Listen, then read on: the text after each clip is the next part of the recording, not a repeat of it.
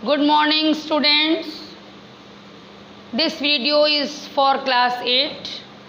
Now, today we are going to study science, chapter 1. The name of lesson 1 is crop production and management. Okay, beta? Now see, the first heading is need of food. That you know very well. Why do we need food? आप बहुत अच्छे से जानते हैं बेटा, class 8 के student हैं, हमें फूड की नीड यानी भोजन की ज़रूरत क्यों होती है. You know very well. यदि एक दिन आपको फास्ट रहने को बोल दिया जाए तो आप अपने में वीकनेस महसूस करने लगते हो, लेज़ी महसूस करने लगते हो, कोई काम करने का मन नहीं करता, न पढ़ने का, न लिखने का, न खेलने का, कुछ भी नहीं.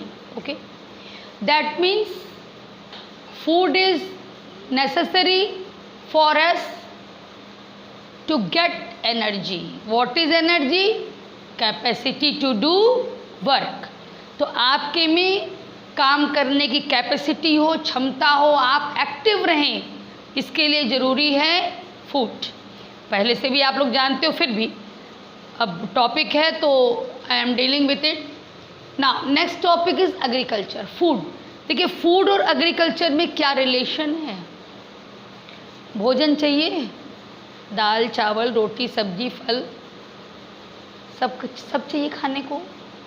कैसे मिलता है? खेती होती है. ये नहीं कि राशन की दुकान में बस ऐसे रहता है और ले खरीद के चले आते हो. एग्रीकल्चर मीन्स खेती, कृषि. किसान शब्द सुना है आपने. फार्मर्स, खेत में बहुत मेहनत करके ये अनाज फल सब्जी वो लोग उगाते हैं बेटा, और वो तब दुकानों तक आता है और आप खरीद के बड़े आराम से गेहूँ पिसा करके और रोटी और मालपुआ बना के खा लेते हो. लेकिन उसके पीछे किसानों की मेहनत होती है. ठीक है, खेत में मेहनत करके वो फसल उगाते हैं, अनाज उगाते हैं. तो actually that is called agriculture. जो वो खेत में फसल, चाहे वो सब्जी की फसल हो, अनाज की फसल हो, फल हो, कुछ भी जो वो उगाते हैं, that process is called agriculture. देखिएगा, एक्चुअली एग्रीकल्चर शब्द की यदि आप लिटरल मीनिंग लीजिए तो दैट इज कृषि विज्ञान. कृषि विज्ञान, science of farming means the branch of science that deals with growing plants and raising live stock. Science की वो ब्रांच जिसमें आप प्लांट्स की, देखिए प्लांट्स मतलब सब कुछ हो गया, चाहे वो अनाज हो, चाहे फल हो या सब्जी हो, सब कुछ प्लांट से ही मिलता है. तो वो साइंस की वो ब्रांच जिसमें हम लोग स्टडी करते हैं ये सब चीज़ें उगाने की, यानी फसल, अनाज फल सब्जी, सब कुछ फसल है, अनाज फल सब्जियां उगाने के बारे में. प्लस आप दूध पीते हो ना, कहाँ से दूध मिलता है? गाय भैंस बकरी भी, कहीं कहीं ऊँट के भी दूध का यूज़ किया जाता है. तो इन जनरल तो ऊँट हमारे यहाँ नहीं देखते हो तुम भाई, वो शिप ऑफ द डेजर्ट है, डेजर्ट प्लेसेस में होता है. लेकिन इन जनरल आप क्या देखते हो? गाय भैंस तो देखते हो ना. ये सब क्या है? Live stock. तो इन समूहों का पालन करना, इन समूहों को पालना, रियरिंग ऑफ दीज एनिमल्स.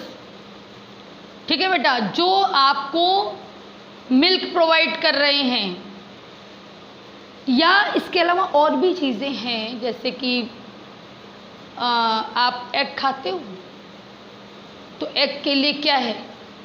मुर्गी पालन किया जाता है, बत्तख भी पालते हैं लोग. तो ये इस तरह के बर्ड्स जहाँ पे पाले जा रहे हैं, पोल्ट्री फार्म कहते हैं उसको हम लोग. तो कहने का मतलब ये सब तमाम एनिमल्स जिनसे तुम्हें कुछ मिलता है, ठीक है, इनको पालना, इनको पालोगे, उनको खिलाओगे पिलाओगे, इस योग्य बनाओगे जिससे कि तुम्हें प्रॉपर मिल्क मिले, एग मिले।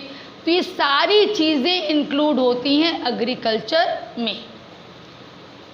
फल सब्जी अनाज उगाने से लेकर के, और जो लिविंग ऐसे एनिमल्स हैं जिनसे आपको दूध, मीट, ये क्या कहते हैं, एग मिलता है। तो देखिए मेनली एग वाले को ही पोल्ट्री फार्म कहते हैं, सबका अलग अलग नाम है, ये हम लोग बाद में भी देखेंगे। लेकिन फ़िलहाल एक जो शब्द आया एग्रीकल्चर, तो इसमें क्या क्या है कि तमाम लाइव स्टॉक जो हैं, कोई भी एनिमल जिससे आपको कुछ मिलता है, उनका पालन पोषण और अनाज उगाने के बारे में जिस साइंस की ब्रांच में आप लोग स्टडी करते हो, साइंस की वो ब्रांच कहलाती है एग्रीकल्चर। अब इसके बाद एक हेडिंग आपकी बुक में आई है बेटा, क्रॉप प्लांट्स। ये क्या है क्रॉप प्लांट्स? क्रॉप का यूज़ क्यों किया? देखिए, अब मान लीजिए आप चावल खाते हो ना, तो चावल का एक पौधा तो कहीं उगेगा नहीं। पहली बात, चावल जो खाते वो धान में से मिलता है, धान उगाया जाता है, और वो धान जो है, पैडी जिसको बोलते हो, वो धान जो है, धान का एक प्लांट तो नहीं ना बोया जाएगा। बड़ी सी जगह होगी, यानी बड़ा सा खेत होगा, उस खेत में एक बड़ी एरिया में आप धान की बुआई करोगे, ठीक है। तो कोई भी प्लांट जब एक बड़ी एरिया में बोया गया तो उस प्लांट को क्या कहोगे? क्रॉप कहोगे। अब वो प्लांट नहीं कहोगे, क्या कहोगे? क्रॉप। हिंदी में फसल कहते हैं, जैसे गेहूं की फसल, धान की फसल अकेला है तो प्लांट है, लेकिन जब वो ढेर सारा लार्ज एरिया में है तो फिर वो प्लांट नहीं कहोगे, उसको कहोगे क्रॉप। नेक्स्ट टॉपिक है हॉर्टिकल्चर। ये भी एग्रीकल्चर की ही एक ब्रांच है, हॉर्टिकल्चर भी। कैसी ब्रांच है? इसमें तुम स्टडी करते हो ऑर्नामेंटल एंड फ्रूट प्लांट्स की। ऑर्नामेंटल सजावटी, जैसे ऐसे प्लांट्स जिसमें सुंदर फूल निकलते हैं, जिनको आप अपने यहाँ उगाते हो, ऐसे प्लांट्स को सजावट के लिए, जैसे रोज़ है और तमाम प्लांट्स हैं, ऑर्चिड्स है और सनफ्लावर है, तमाम चीज़ें जो देखने में सुंदर लगे, जो ऐसे फूल वाले पौधे, केवल पत्तियों वाले भी होते हैं जो सुंदर लगते हैं। तो ये प्लांट्स ऑर्नामेंटल प्लांट्स है, सजावटी, मतलब जिससे घर आपका सुंदर दिखे, सुंदर लगे आपको देखने में, आपकी आँखों को आराम मिले, तो वो ऑर्नामेंटल प्लांट्स।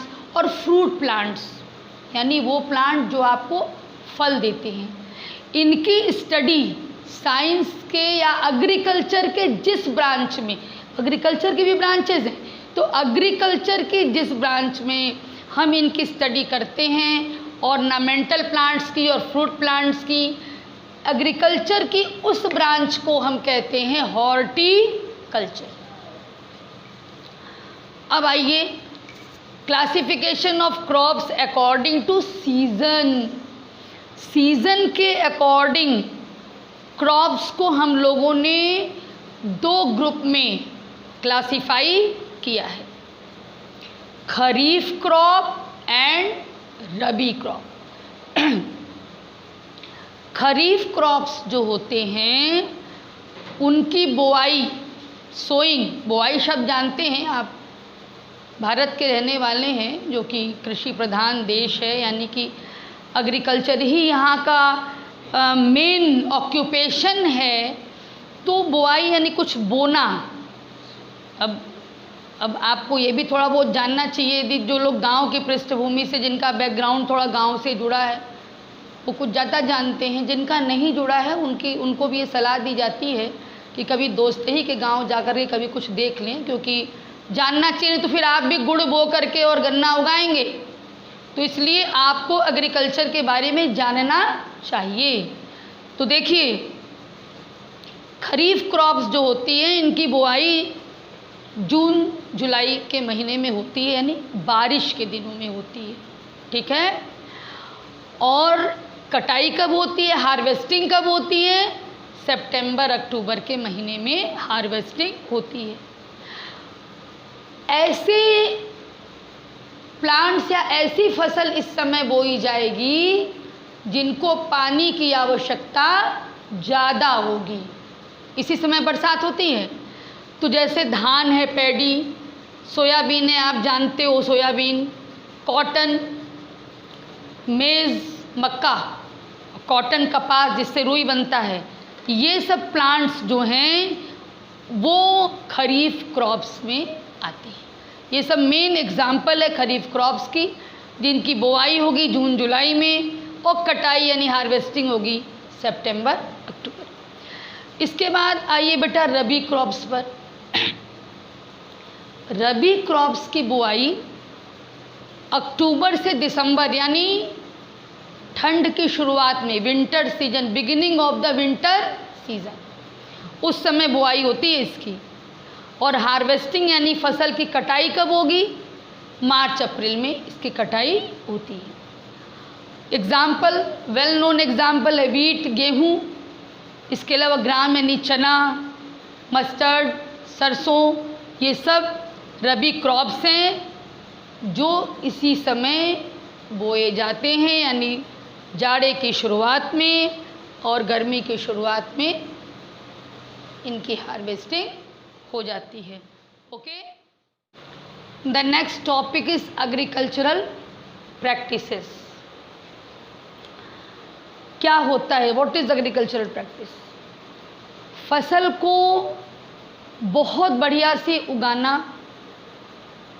उगाने में जो जो आप करोगे, ठीक है, जो जो प्रोसेस अप्लाई करोगे, और आपका क्रॉप, आपकी फसल जब रेडी हो जाती है, तैयार हो जाती है, उसके बाद भी उसको कैसे सेव करोगे ताकि उसका यूज़ लॉन्ग टाइम तक हो सके और वो बिगड़े नहीं।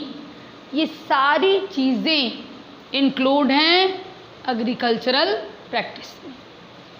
फसल की बुआई से लेकर उगाना, फिर उसके साथ जो भी है यानी प्रिपरेशन ऑफ सॉयल, और फिर उसके बाद सॉयल की लेवलिंग हुई, उसकी बुआई हुई, सोइंग ऑफ सीड्स, इसके बाद इरिगेशन, जो कुछ भी आप प्रोसेस करते हो, हम लोग सारा कुछ डील करेंगे अभी।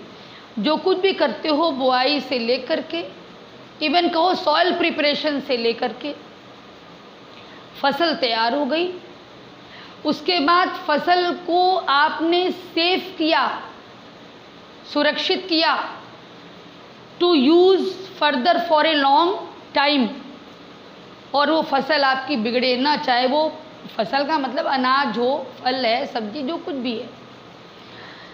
तो चलिए, ये सब तो एग्रीकल्चरल प्रैक्टिस में आता है। तो फर्स्ट पॉइंट जो है एग्रीकल्चरल प्रैक्टिस का, फर्स्ट स्टेप आप कह लो, वो है प्रिपरेशन ऑफ सॉइल। जब भी आपको फसल उगानी है तो सबसे पहले खेत की मिट्टी को आप रेडी करोगे बुआई के लिए। कैसे प्रिपेयर करोगे खेत की मिट्टी को? आप खेत में जाएंगे, ऐसे बीज जाके छींट देंगे तो इससे कुछ भी नहीं होगा। पहले सॉइल की प्रिपरेशन में क्या करना होगा आपको मिट्टी ढीली करनी होगी, जो बिल्कुल जमी है, कड़ी मिट्टी है, कैसे करोगे? तो इसके लिए एक इंस्ट्रूमेंट आता है प्लाउ, हिंदी में कहते हैं हल। ये वुडन भी हो सकता है, आयरन का भी हो सकता है, लकड़ी का भी हो सकता है, लोहे का भी हो सकता है। हिंदी में कहते हैं जुताई करना खेत की, प्लॉइंग मीन्स जुताई। इसमें क्या होता है, जो लकड़ी या लोहे का ये होता है इस तरह से, जैसे नुकीला टाइप का होगा आगे, और वो मिट्टी में ऐसे धंसा के उसको आगे बढ़ाया जाएगा। ये काम ट्रैक्टर से भी होता है। पुराने समय में बैल ये काम करते थे, बैलों को सेट करके, और भी इम्प्लीमेंट्स होते थे, और पीछे ये हल जुड़ा होता था, बैल आगे चलते थे, तो ये हल जो है वो मिट्टी में ऐसे धंस करके आगे बढ़ता था। ट्रैक्टर भी वही काम करता, यदि आपने देखा हो तो पीछे हुक टाइप का लगा रहेगा और वो मिट्टी को तोड़ता हुआ आगे चलेगा। तो इससे क्या होगा, मिट्टी लूज़ हो जाएगी, ढीली हो जाएगी, तो इससे क्या होगा, मिट्टी में एयर आराम से जाएगी, क्योंकि किसी भी फसल को, किसी भी क्रॉप को ग्रो करने के लिए ऑक्सीजन चाहिए। तो ऑक्सीजन चाहिए तो जब मिट्टी ढीली रहेगी, उसमें एयर रहेगी, तभी ना ऑक्सीजन प्लांट्स को मिलेगा। ये बात हुई। दूसरी बात, जब मिट्टी ढीली रहती है, लूज़ रहती है सॉइल, तो यदि पानी बरसा, मान लीजिए बारिश हो गई, हेवी रेन हो गया मान लीजिए, तो उस समय जो ये लूज़ सॉइल है उसमें से वाटर जल्दी पास हो जाएगा। तो इसका ये फ़ायदा होगा कि मिट्टी पूरे वाटर को एब्जॉर्ब भी कर लेगी और आपकी फसल डूब करके सड़ेगी नहीं, ये फ़ायदा हुआ। तीसरी बात, आपको पता है कुछ ऐसे भी एनिमल्स कह लीजिए रहते हैं मिट्टी में, छोटे छोटे, जो कि आपके मिट्टी को, खेत की मिट्टी को फर्टाइल बनाते। फॉर एग्जांपल अर्थवॉर्म है, जिसको फ्रेंड ऑफ फार्मर भी कहा जाता है। ये सब मिट्टी को ढीला करने में भी आपकी मदद करते हैं। और जो इनका एक्सक्रीटरी प्रोडक्ट होता है वो नाइट्रोजिनस होता है, वो मिट्टी की फर्टिलिटी को भी बढ़ाता है। तो यदि ढीली मिट्टी रहेगी तभी तो उसमें अर्थवॉर्म आराम से रहेगा, टाइट मिट्टी रहेगी तो अर्थवॉर्म कैसे रहेगा उसमें। ये सब बेटा ये सब बातें हैं जिसके कारण हमको मिट्टी को ढीला करना ज़रूरी है और उसके लिए जुताई करना ज़रूरी है, प्लॉइंग। और जो इंस्ट्रूमेंट यूज़ हुआ दैट इज़ कॉल्ड प्लाउ, ठीक है, हल जिसको हम बोलते हैं हिंदी में। इसके बाद सिलेक्शन एंड नहीं सॉरी लेवलिंग। लेवलिंग क्या है, सुनिएगा लेवलिंग क्या है। जब आपने खेत को की प्लॉइंग की तो कभी कभी ऐसा होता है कि मिट्टी के बड़े बड़े टुकड़े होते हैं, तो उसमें आप बीज सीड की बुआई नहीं कर सकते भाई। तो आप क्या करोगे, पहले उसको तोड़ना पड़ेगा। कैसे तोड़ोगे, हाथ से तोड़ोगे तो बहुत टाइम लग जाएगा ना। तो लेवलर होता है जो कि मेनली लकड़ी का होता है। तो पहले के समय में ये होता था लेवलर में कि बैलों में उसको बांध दिया जाता था लेवलर को। सीढ़ी नहीं होती, सीढ़ी जैसे इस तरह का होता है, ये इस टाइप का शेप होता था, लकड़ी का बना होता था बड़ा बड़ा, है ना। और आगे बैल होते थे और पीछे ये लेवलर है, लेवलर पर बच्चे खड़े हो जाते थे दोनों तरफ। और जब बैल चलते थे तो ये लेवलर आगे बढ़ता था मिट्टी पर, समझ रहे हो ना। बैल आगे चल रहे हैं और ये लेवलर है, मान लो यही चीज़ लेवलर, और ये मिट्टी पर आगे चल रहा है खेत में, ज़मीन पर। तो इससे क्या होता था कि जो मिट्टी का बड़ा बड़ा टुकड़ा है वो टूटता जाता था, टूटता जा रहा है। अब मिट्टी जो है वो एक लेवल में हो गई। अब ऐसा कहीं नहीं होगा कि बड़ा, कहीं मिट्टी का बड़ा टुकड़ा है, कहीं छोटा है। अब ये काम ट्रैक्टर भी करता है, उसमें भी लेवलर होता है जो कि प्लॉइंग के बाद लेवलिंग का काम कर देता है। चलिए, अब तो सब काम मशीन से ही होता है। आप भी मशीन से पढ़ाई भी कर रहे हो भाई, तो सब कुछ मशीन ही से हो रहा है। चलिए, कोई बात नहीं। तो ये लेवलिंग हो गई। अब है selection and sowing of seeds. आपको जो भी क्रॉप ग्रो कराना है फील्ड में, you must have good quality of seeds. आपको अच्छी क्वालिटी का सीड देना होगा ताकि फसल आपकी अच्छी हो, ठीक है। तो वो सेलेक्ट करना ये आपकी ड्यूटी होगी। इसके बाद अब कैसे बुआई करें सीड की, तो ऑलमोस्ट पहले के ज़माने में तो भाई हाथ से ही बुआई होती थी, आज की डेट में भी होती है। क्या करते हैं, खेत तैयार हो चुका है, अब कोई चीज़ में ले लेते हैं सीड को और ऐसे उठाया और चलते जाएंगे और ऐसे ऐसे ऐसे इसको छिड़काव बीजों का करेंगे। इसको ब्रॉडकास्टिंग कहते हैं। मशीन भी आ गई है, सीड ड्रिल जिसको कहा जाता है। आपकी बुक में फिगर भी है, यू में सी इट। ऊपर फनल का शेप रहेगा और फनल से जुड़ी हुई नीचे कई ट्यूब लाइक स्ट्रक्चर निकली रहेंगी। फनल में आप बीज डालोगे, सीड को डालें फनल में, ठीक है, ये फनल है, फनल में आपने डाला और इससे जुड़ी हुई जो ट्यूब्स हैं, नलियाँ हैं इससे जुड़ी हुई, उन सब से सीड निकल करके खेतों में पड़ेगा, ठीक है। तो इस तरह से भाई काम जरा हल्का हो जाएगा आपका।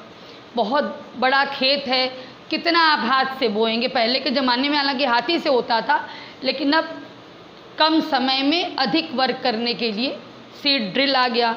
चलिए ये काम हो गया। इसके बाद अब है ट्रांसप्लांटेशन। What is transplantation? सुनिएगा ध्यान से। मेनली इसका यूज़ जो है धान की खेती में बहुत ज़्यादा होता है। धान जिसमें से चावल निकलता है, पैडी। क्या होता है इसमें?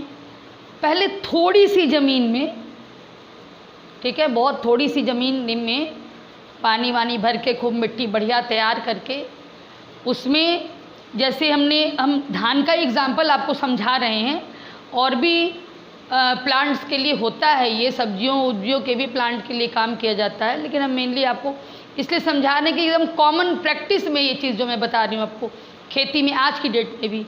तो थोड़ी सी ज़मीन में मिट्टी खूब बढ़िया तैयार करके और उसमें जो धान या जो पैडी की बुआई हमें करनी है उसको पहले मैंने उसमें डाल दिया।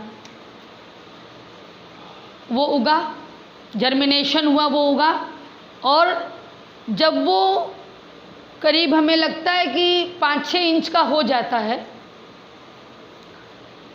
तब हम क्या करते हैं कि उसमें से बीजों को लोग, बड़ी ढीली मिट्टी रहती है, ध्यान दीजिएगा, उसको उखाड़ लेते हैं। रूट भी साथ में आना चाहिए। ये नहीं कि सीड आप उखाड़ लिए, ऊपर का चला आया, आपका मैंने तो उखाड़ लिया, नहीं, पूरा विथ रूट आना चाहिए हाथ में, वो आपने उखाड़ लिया। अब क्या करेंगे? अब ऐसे खेत में ले जाना है जहाँ पर पानी भरा हुआ हो। तो पहले के समय में लोग बारिश का वेट करते थे, जब बारिश होती थी खेतों में चारों ओर मेड़ बनी रहती थी, पानी उसमें भर जाता था। अब नहीं बारिश हो रही समय पर, तो लोग ट्यूबवेल से या और भी जो सुविधाएं हैं उससे पानी लेकर के खेत भर लेते हैं। कभी कभी नहर से पानी छोड़ा जाता है, उसको लोग खेतों में लेकर के खेत भर लेते हैं।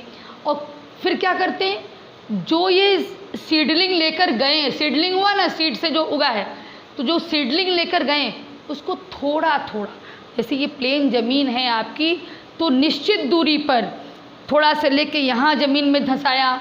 फिर तो देखिए, ज़मीन में धंसाया यानी उस ज़मीन की प्लॉइंग हो चुकी थी, खेत जुताई करके तैयार था, मिट्टी ढीली थी, फिर पानी बरस गया है और ढीली हो गई है, थोड़ी थोड़ी दूर पे थोड़ा थोड़ा उसको हम लोग गाड़ देते हैं। यही है ट्रांसप्लांटेशन। गांव में इसके लिए रोपाई शब्द का यूज़ होता था, रोपाई कहते थे इसको, और आप इंग्लिश में क्या कहोगे? ट्रांसप्लांटेशन। तो ये एक एग्जाम्पल मैंने धान पर दिया, और भी सब्जी उब्जी के लिए भी इस तरह से होता है। अब इसके बाद इरिगेशन। इरिगेशन का मतलब सिंचाई, ठीक है। पहले के समय में लोग केवल डिपेंड होते थे बारिश पर, लेकिन अब तमाम चीज़ें हैं। जैसे बारिश के अलावा पहले भी गांव में ये कुएं का पानी, रहट बोलते थे, मोट बोलते थे, ये सब व्यवस्थाएं थी जिसके थ्रू खेतों में पानी पहुंचता था। अब आप जगह जगह पंपिंग सेट, ट्यूबवेल, ये सब दुनिया की चीज़ें हो गई हैं कि जहाँ पर खेत में पानी की आवश्यकता है, फसल को पानी की आवश्यकता है, तो पानी हम लोग इसके थ्रू देते हैं। यदि हम लोग सिंचाई नहीं करेंगे तो सीड में जर्मिनेशन नहीं हो पाएगा, सीड ग्रो नहीं कर पाएगा। आपको पता है कि रूट्स जो मिनरल्स एब्जॉर्ब करते हैं, वो मिनरल्स, रूट्स द्वारा एब्जॉर्ब मिनरल्स जो हैं वो ऊपर प्लांट के हर पार्ट तक जाता है। तो कैसे जाता है? वाटर में मिनरल डिज़ोल्व होता है, ठीक है।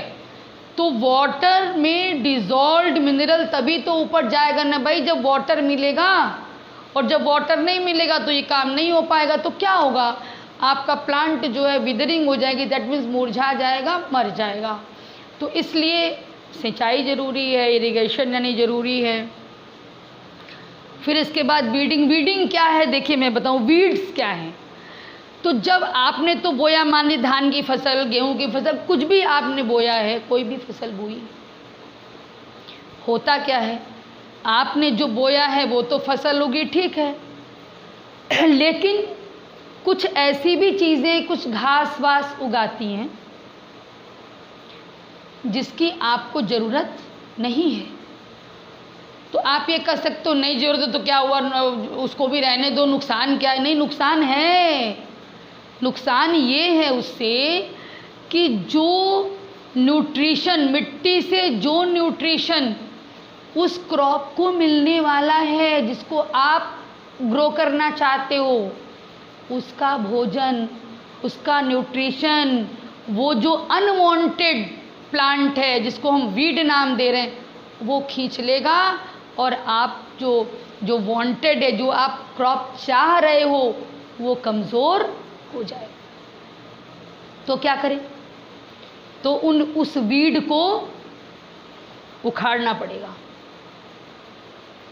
तो पहले के समय में तो हाथ से ही लोग उखाड़ते थे, अब उसके लिए केमिकल्स भी आते हैं। केमिकल्स का छिड़काव करिए,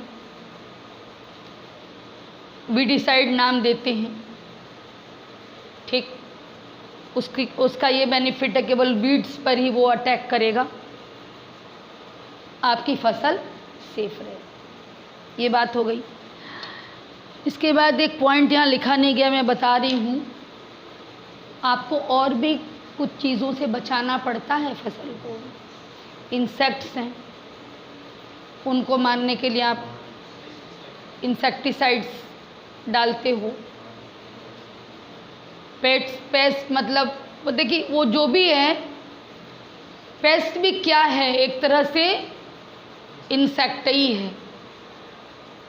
तो इन लोगों को किल करने के लिए जो भी दवा आप यूज़ कर रहे हो, एक बात ख्याल करो कि ये दवाएं आपकी मिट्टी में जा रही हैं, उसी मिट्टी से न्यूट्रिशन वो प्लांट भी ले रहा है जो आपको चाहिए, गेहूँ, चावल, मटर, चना जो भी है। तो अधिक पेस्टिसाइड्स का यूज़ भी करना अच्छा नहीं है। बहुत सोच समझ के और बहुत कम क्वांटिटी में इसका यूज़ आपको करना हो। फिर एक चीज़ और है, एक लेडी बर्ड नाम का होता है कीट, ठीक है, कीट या इंसेक्ट जो भी कह लीजिए, लेडी बर्ड। तो लेडी बर्ड की खासियत ये होती है कि वो पेस्ट और इंसेक्ट्स को खा लेती है। तो यदि वो खेतों में आ जाती है लेडी बर्ड, तो ये काम आपका हो जाता है। और मतलब पेस्ट को कंट्रोल करने के लिए लेडी बर्ड भी एक अच्छा तरीका है। इसके अलावा देखिए, चूहे भी नुकसान पहुंचाते हैं, रोडेंट्स, ठीक है। तो रोडेंटिसाइड शब्द भी आप यूज़ करोगे, जो इसको मारे, रोडेंटिसाइड्स। लेकिन देखिए, रोडेंट्स को मारना हो या फिर इंसेक्ट्स को मारना हो, इन सबको ख़त्म करने वाली जो भी केमिकल्स होंगे, उनके लिए कॉमन नेम होगा, और वो क्या होगा, पेस्टिसाइड्स।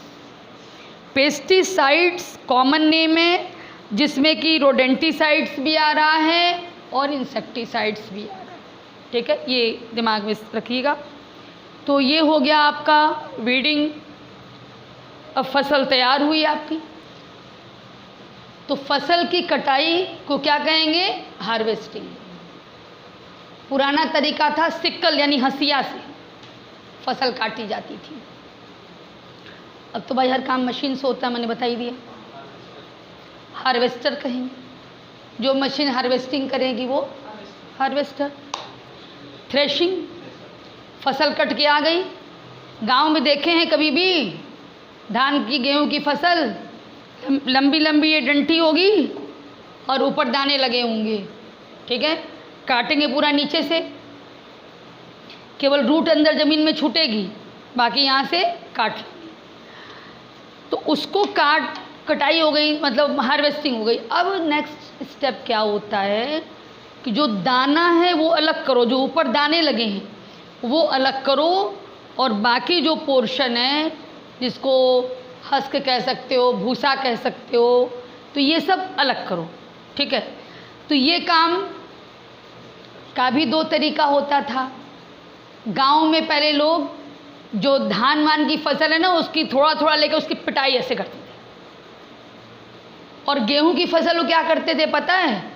गेहूं की फसल सुखा के से बिछा दी जाती थी और उस पर बैल चलते थे, तो वो भूसा और दाना गेहूं का अलग होता था। लेकिन अब ये सब काम थ्रेशर यानी मशीन के द्वारा होता है, दाना अलग और भूसा अलग।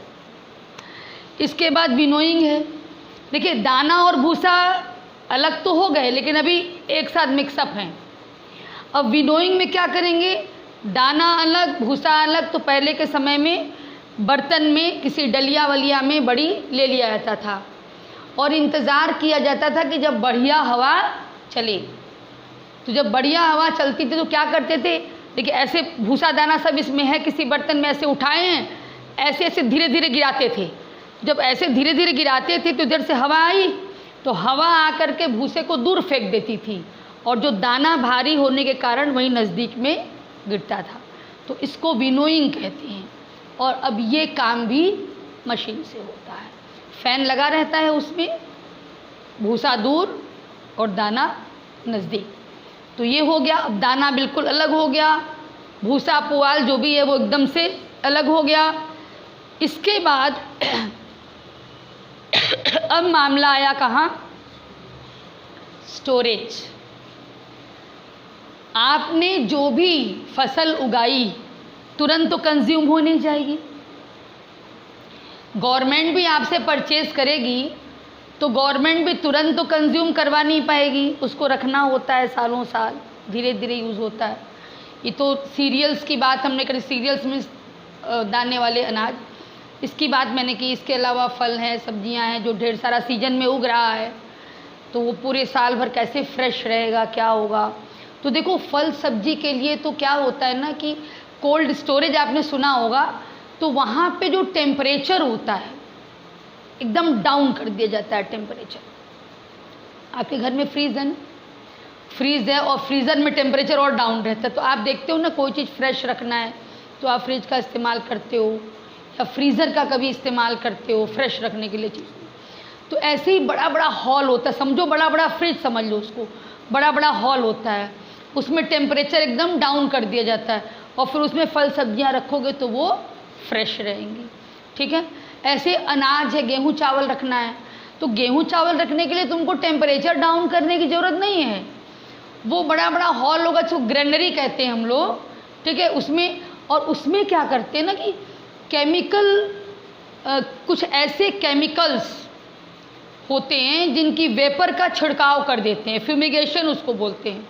तो फ्यूमिगेटेड कर देते हैं जिससे कि कीड़े वगैरह, ऐसे घुन है या और भी कीड़े होते हैं, वो कीड़े ऐसे कोई कीड़े ना लगे जो कि अनाज को खा के अनाज को नुकसान पहुंचाएं। तो इस तरह से फ्यूमिगेटेड ग्रेनरीज में हम लोग अनाज को सेफ कर देते हैं। ठीक है, तो बेटा यहाँ तक तो डील हो गया। Now the next topic is improving soil fertility. Okay, मतलब कि जो मिट्टी है जिसमें आप क्रॉप्स ग्रो कर रहे हो, उसकी फर्टिलिटी, उसका उपजाऊपन, यानी उस मिट्टी में सफिशिएंट न्यूट्रिशन को बनाए रखना ताकि आपका क्रॉप बहुत अच्छे से ग्रो करे। ठीक है, इसको कैसे बनाए रखेंगे? सॉइल की फर्टिलिटी को कैसे मेंटेन करेंगे? क्योंकि देखिए, यदि आप कोई भी क्रॉप सेम सॉइल में बार बार ग्रो कर रहे हो तो होगा क्या कि वो क्रॉप जिस न्यूट्रिशन की ज़रूरत उसको है, वो क्रॉप सॉइल से उस न्यूट्रिशन को एब्जॉर्ब कर लेगा और उस न्यूट्रिशन की उस सॉइल में कमी हो जाएगी। फिर जब दोबारा आप फिर वही क्रॉप जो है ग्रो करना चाहोगे तो क्रॉप हेल्दी नहीं होगा, क्योंकि उस न्यूट्रिशन की सॉइल में कमी हो गई। ठीक है, तो how to improve soil fertility, कई मेथड्स हैं इसके। देखिए, मेनली 3 मेथड्स इंडिकेट किए गए हैं। Natural methods, adding manure to the field, applying chemical fertilizers. चलिए 1 बाय 1 हम लोग डील करते हैं। फर्स्ट है नेचुरल मेथड। नेचुरल मेथड में 3 पॉइंट्स हम देख रहे हैं। फर्स्ट है फील्ड फैलो। इसमें क्या होता है? देखिए, आपने क्रॉप उगाया तो 1-2 सीजन आप सॉयल को फ्री छोड़ दीजिए। फॉर एग्जाम्पल मैं बताती हूँ, मान लीजिए आप बहुत वर्क किए, किसी कारण से आपको 3-4 दिन लगातार खूब मेहनत करना पड़ा, आप सो नहीं सके, आप रात भर जगे हुए हो, तो क्या होता है, थोड़ी एनर्जी की कमी आपके अंदर हो जाती है, आप टायर्ड फील करते हो, फिर आप किसी भी वर्क में बहुत एक्टिव हो के वर्क नहीं कर पाते, तो आप क्या करते हो, रेस्ट करते हो, सो लेते हो, नींद भर आराम करते हो। जब थोड़ा आराम आप कर लेते हो तो आपके में फिर से वही एनर्जी मेंटेन हो जाती है और फिर से एक्टिव होके आप वर्क करते हो। Same thing is here, soil में भी न्यूट्रिशन की कमी हो गई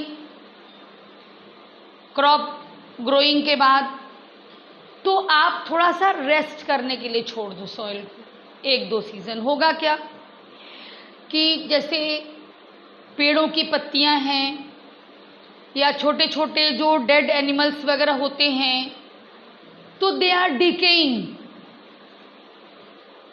प्लांट रेसिड्यूज जैसे लीव्स वगैरह हैं, डेड प्लांट्स और डेड एनिमल्स जो छोटे मोटे फील्ड में रहते हैं, तो उनका जब डिकेइंग होगा, वो कहने का मतलब सड़ेंगे, बैक्टीरिया का उनके ऊपर अटैक होगा, तो जो फॉर्म होगा रेसिड्यू के रूप में जो बचता है, एक्चुअली उनमें न्यूट्रिटिव थिंग्स होती हैं, जैसे नाइट्रोजन है,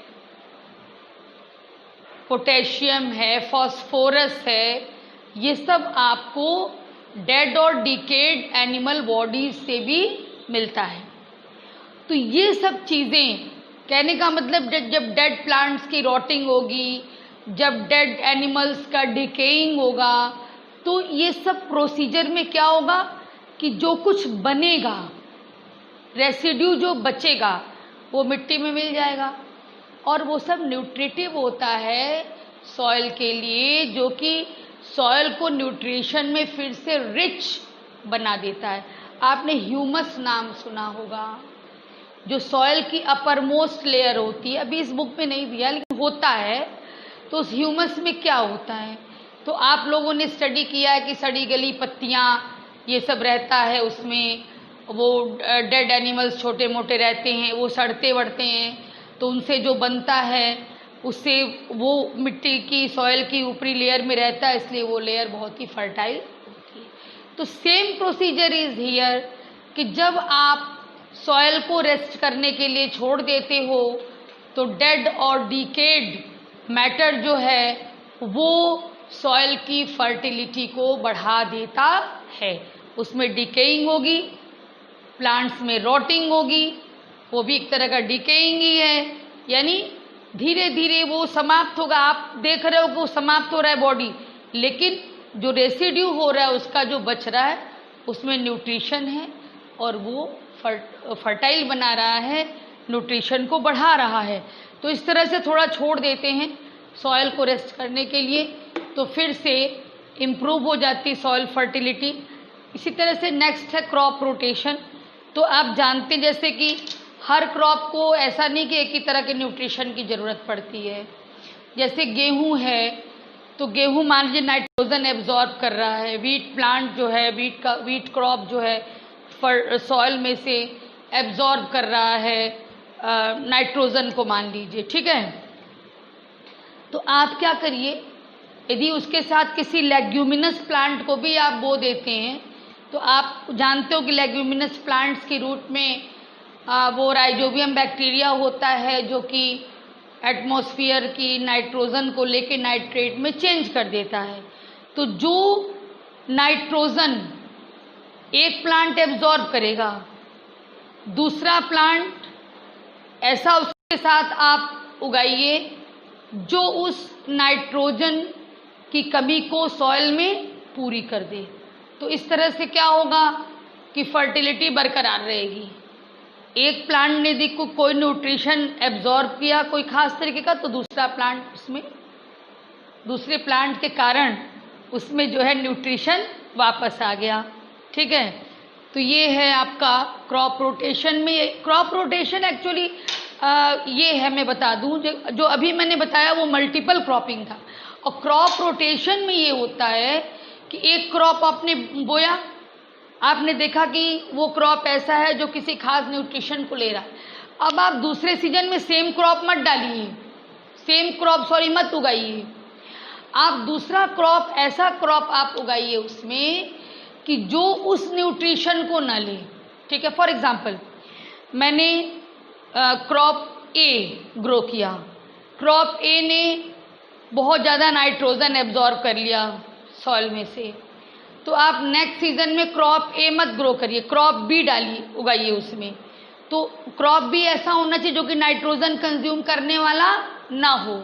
मान लीजिए वो पोटेशियम अधिक कंज्यूम कर रहा है, ठीक है, तो इस तरह से क्या होगा कि जब उसको आप बोएंगे तब तक सॉइल जो है वो एटमॉस्फेयर से नाइट्रोजन की कमी अपने में पूरी कर लेगी, नाइट्रोजन मेंटेन कर लेगी।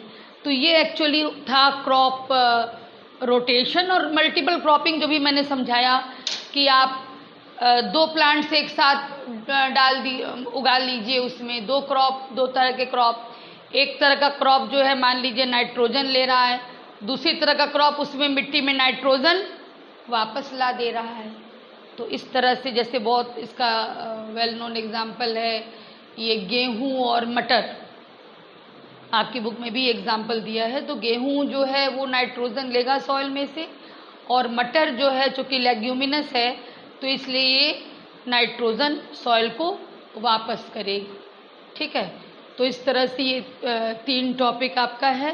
फील्ड को रेस्ट देना है, क्रॉप रोटेशन करना है, दैट मीन्स कि फर्स्ट क्रॉप आप ऐसा ग्रो करिए उसने जो भी न्यूट्रिशन लिया तो सेकंड क्रॉप उस न्यूट्रिशन को न लेने वाला हो, तो ये क्रॉप रोटेशन हो गया। सेम क्रॉप यदि आप उगाएंगे तो भाई जिस न्यूट्रिशन को सॉइल से एब्जॉर्ब कर रहा होगा तो उसकी कमी सॉइल में हो जाएगी, इसलिए आप बदल बदल के क्रॉप ग्रो करिए। और मल्टीपल क्रॉपिंग मतलब क्लियर हो गया कि कोई भी 2 फसल आप एक साथ उगाइए, एक फसल किसी पार्टिकुलर न्यूट्रिशन को ले तो जो साथ में दूसरी फसल है वो सॉइल में उस न्यूट्रिशन को मेंटेन कर दे।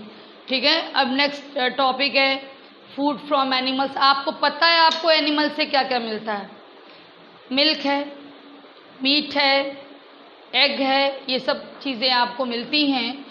और अब इसमें भी देखिए इन्हीं लोग से रिलेटेड, एनिमल से रिलेटेड टॉपिक है animal husbandry. What is this? बड़े पैमाने पर एनिमल्स की रियरिंग यानी उनको पालना, जिसको हम कहते हैं उनका पालन पोषण करना।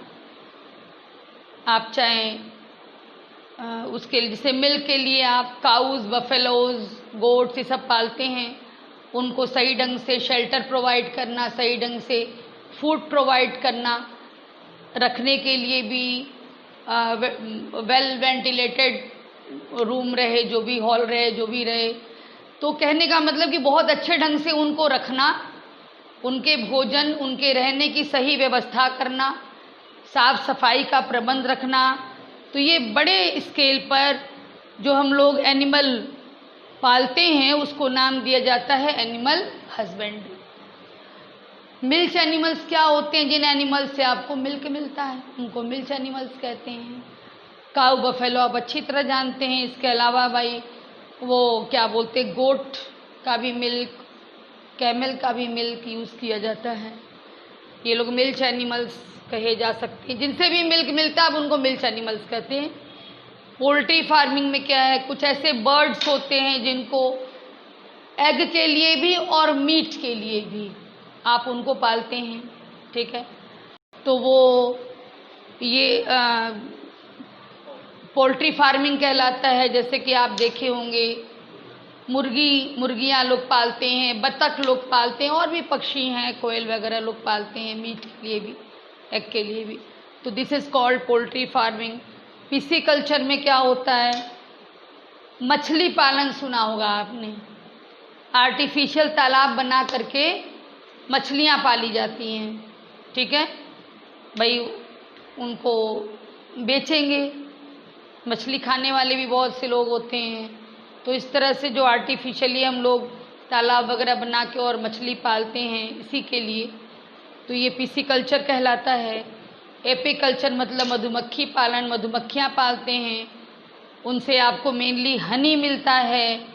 वो हनी ऐसे भी आप यूज़ करते हो, मेडिसिन के रूप में भी यूज़ किया जाता है, ठीक है बेटा। That's all about this lesson. और सारा नोट्स आपको जा चुका है, अब लर्न करना वो आपकी रिस्पॉन्सिबिलिटी है। Thank you.